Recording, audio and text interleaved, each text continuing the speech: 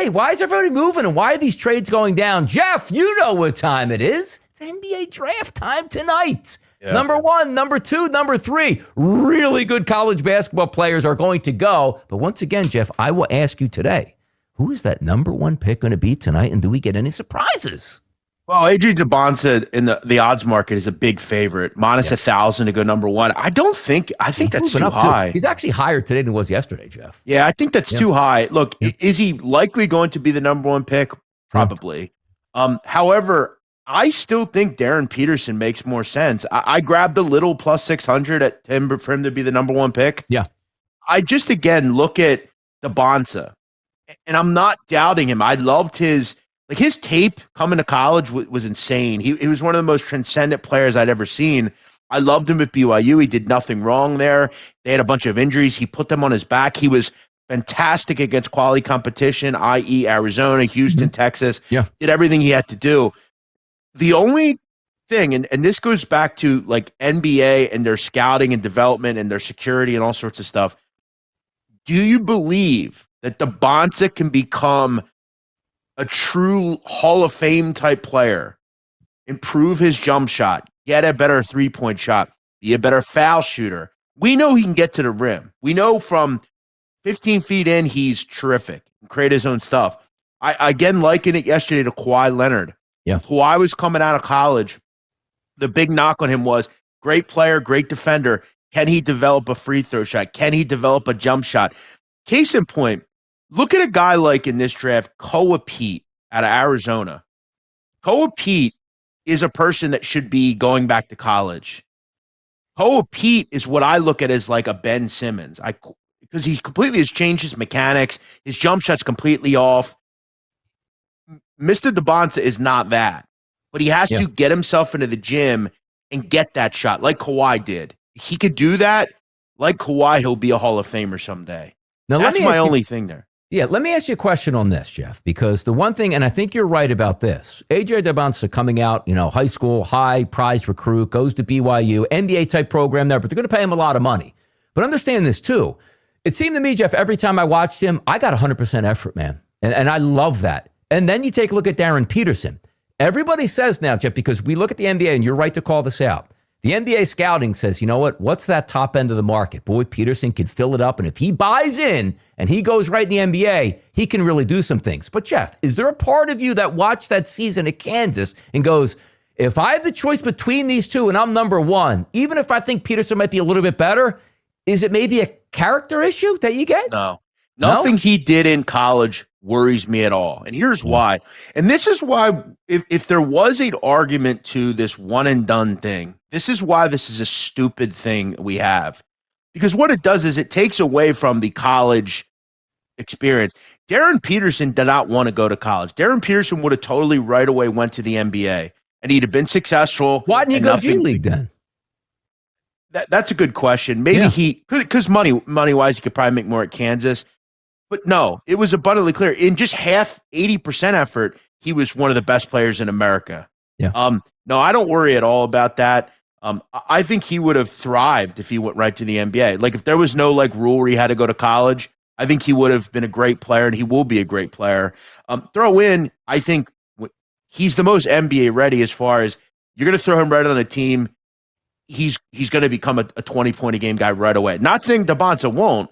Throw in, I just look at the situations. He spurned Utah and did not go to a workout there. You look at Dabonsa, went to college in Utah, was very connected to that community.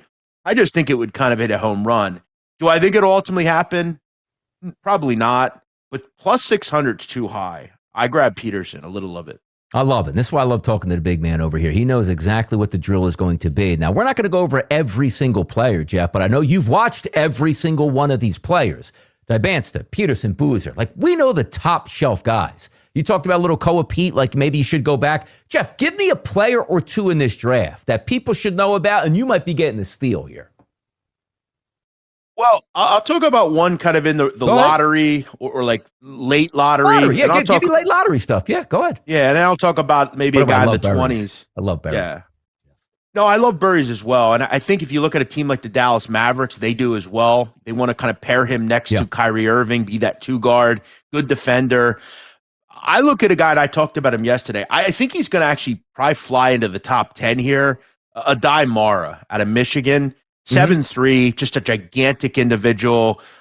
Great on the block. Obviously, he's huge. But I talked about it yesterday, and I'm going to keep talking about it. If he can develop a jump shot, which I think he can, because the ball seems pretty comfortable in his hands, put the ball on the floor, get to the rim. If he could develop a jump shot, kind of become that better version of like a Kristaps Mm-hmm. Porzingis, he could be a tantalizingly good player in the NBA. Just gigantic. I think the Hawks make a lot of sense at 8. I don't think he gets past 9, though. It's going to be either the Hawks or the Dallas Mavericks. We obviously know, look, if they don't take Burry's Dallas, I think if Mar is there, they're going to take him, throwing the fact that they just grabbed his coach, Dusty May. A guy deeper, and we mentioned the LA Yeah. Lakers a little bit earlier. The best defensive player in this draft is Jaden Quintians out of Kentucky. Just a massive individual, a lot of wingspan, only 6'10", but plays a lot bigger than that. Elite shot blocker, elite defender. You throw him on a team like the LA Lakers, that could make a lot of sense there. And that's the thing about this draft. I mean, there's just so much variety.